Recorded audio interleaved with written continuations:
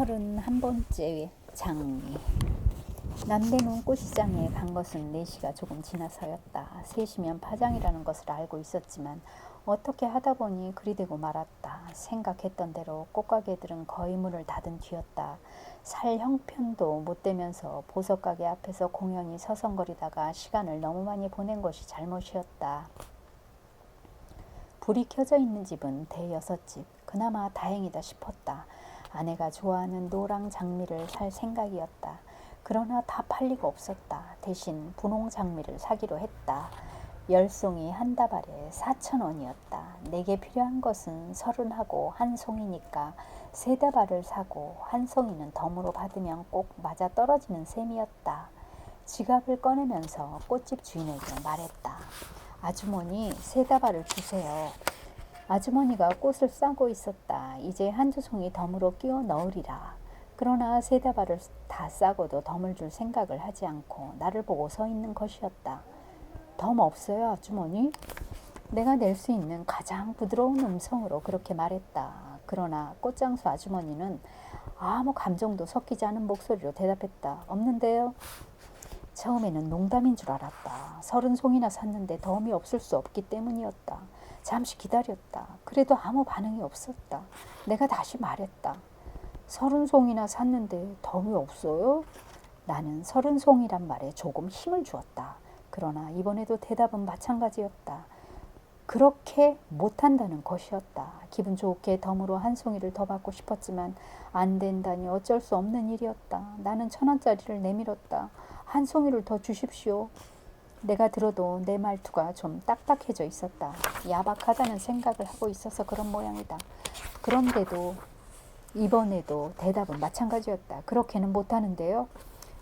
돈을 드리는데도요? 네? 기가 막힐 노릇이었다. 돈을 주어도 팔 수 없다니 이유를 물었다. 대답은 간단했다. 10송이짜리 한 단에서 한 송이를 빼고 나면 그 남은 9송이는 한 단 구실을 못하기 때문에 다른 손님에게 팔 수 없다는 것이었다. 그러면서 하는 말이 꼭 필요하다면 한 단을 더 사면 되지 않겠느냐는 것이었다. 무슨 말인지 알아들었지만 내가 필요한 것은 30송이도 아니고 40송이도 아니었다. 꼭 31송이여야 했다. 그렇다고 그 한 송이 때문에 한 다발을 더 산다는 것도 그렇지만 설사 그런다고 해도 남은 9송이를 어떻게 하느냐가 문제였다. 아무에게나 주워버릴 수도 없는 노릇이었다. 싱싱한 꽃을 사려고 일부러 멀리 온 것까지는 좋았는데 여기가 도매상이라는 사실을 미처 생각지 못한 것은 나의 불찰이었다. 나는 잠시 머뭇거리고 있었다. 그때였다. 내 등 뒤에서 한 여인의 목소리가 들려왔다. 아주머니, 제가 한 다발을 살 테니 이분께 내 것에서 한 송이를 드리세요. 그 한 송이에 깊은 뜻이 있는 것 같네요. 돌아다 보니 바바리 코트를 입은 중년 부인이 웃고 있었다. 처음부터 꽃집 주인과 내가 꽃 한 송이를 놓고 실랑이를 벌이는 것을 보고 있었던 모양이다. 너무 뜻밖의 일이라 잠시 멍한 기분이었다. 주인 여자가 장미 한 송이를 덜어내어 내 꽃 목금에 넣었다. 나는 그제야 겨우 정신을 가다듬고 감사의 말을 건넬 수 있었다. 좀 쑥스럽기도 하고 고맙기도 한 좀 그런 어정쩡한 기분이었다. 그렇다고 그냥 덥석 받기도 좀 그렇고 해서 아까부터 쥐고 있던 1,000원짜리를 주저하면서 그녀에게 내밀었다. 받을 리가 없었다. 그러면서 이렇게 말하는 것이었다. 제 동생이 꽃가게를 하고 있습니다. 오늘은 바쁘다기에 제가 나온 것입니다. 그러시냐고 하면서 나는 고개를 주걱거렸다. 그러자 그녀가 다시 말을 이었다. 어떤 소중한 분이 생일인가 보죠? 31살 되시는? 네, 그게 실은 좀 쑥스러운 일이었지만 나는 그날이 우리 부부의 31번째 되는 결혼 기념일이라는 것을 밝히지 않을 수 없었다. 그녀는 가볍게 고개를 끄덕이면서 웃었다. 그리고는 한 송이가 모자라는 장미 한 다발을 받아들고 다음 가게로 걸음을 옮기는 것이었다. 어쩌면 그 장미는 그녀가 찾고 있던 색깔도 또 그녀가 사려고 하던 종류도 아니었을지도 모른다. 버스를 타고 오는 동안 내내 가슴이 두근거렸다. 뭔가 알 수 없는 향기라도 맡은 그런 기분이었다. 아내에게 꽃을 건네었다. 아내는 덤덤한 표정으로 받았다. 우리는 며칠째 냉전 중이었다. 그러나 내가 그 31번째 장미에 대해서 이야기를 하자 꽃을 꽂고 있던 아내의 얼굴에 환한 웃음이 번지는 것이었다. 며칠 만에 보는 아내의 웃음. 이제 그 31번째 장미도 다른 장미들과 함께 시들고 말았다. 하지만 그 빛나는 장미 한 송이는 우리 기억 속에 시들지 않고 오래오래 피어 있으리라 믿는다. 나는 어떤 분의 실화 한 토막을 소개하고자 한다. 참깨 한 섬값이 5만원 하던 시절의 이야기다. 깨장수 허씨는 대문을 열고 나오다 말고 잠시 하늘을 쳐다보았다. 아무래도 한 줄금 할 것 같은 하늘이었다. 안에 대고 소리를 쳤다. 여보, 우산! 잠시 뒤에 아내가 검정 박지 우산을 들고 나왔다. 우산 잊지 마세요.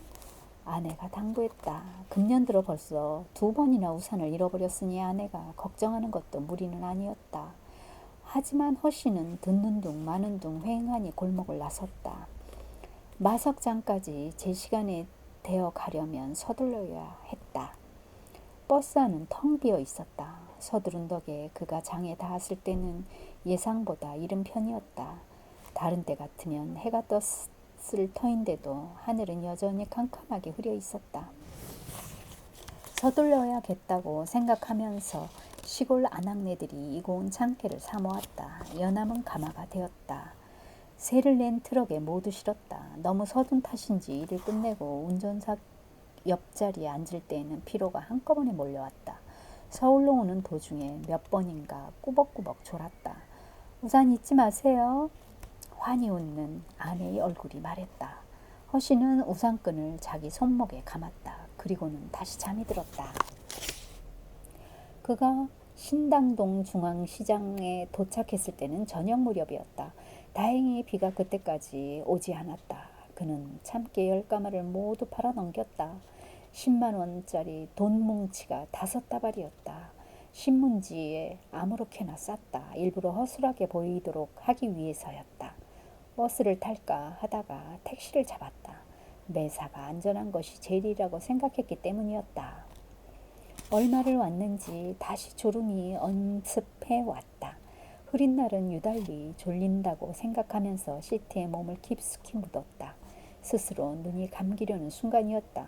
우산 잊지 마세요. 아내의 목소리가 등 뒤에서 들려왔다. 눈을 감은 채 허씨는 우산을 진 손에 힘을 주어 보았다. 무사히 있었다. 그는 다시 수면의 늪 속으로 가라앉기 시작했다. 집에 도착했을 때는 이른 저녁이었다. 대문을 두드렸다. 아내가 나와서 빗장을 풀었다. 그는 칭찬을 기다리는 아이처럼 아내에게 우산을 내밀었다. 여보, 우산. 아내는 웃으며 우산을 받았다. 그 순간이었다. 가슴 한귀퉁이에서 억장이 무너져 내리는 소리가 났다. 돈 보따리를 두고 내린 것이었다. 요새 금세로 치자면 참깨 한 가마 값이 40만원 가까이 한다. 아침에 던진 아내의 말 한마디에 참깨 같은 돈 400만원을 주고 몇천 원도 안 되는 낡은 우산을 산 셈이 되고 말았다. 세상의 아내들이여, 출근하는 남편에게 잔소리를 하지 마시라.